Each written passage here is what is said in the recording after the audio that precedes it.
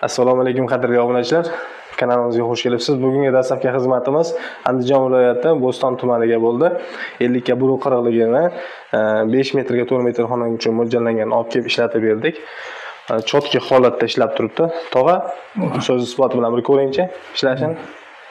Isish qalay bo'ldi? Qo'lni kuydiryapti-yu. 5 metr bo'ldi, tog'a. 5 metr bo'lgan yo'q hali. 5 metr bo'lgan yo'q.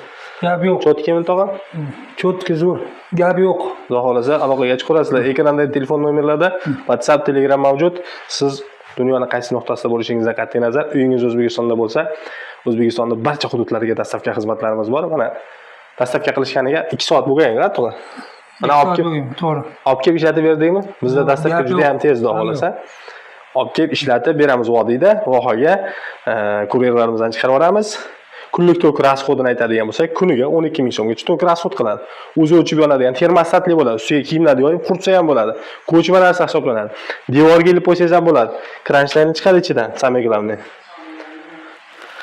Kranshtaynlar bilan olib kelib berdik. Xudo xolasa aloqaga chiqaverasizlar ekrandagi telefonni.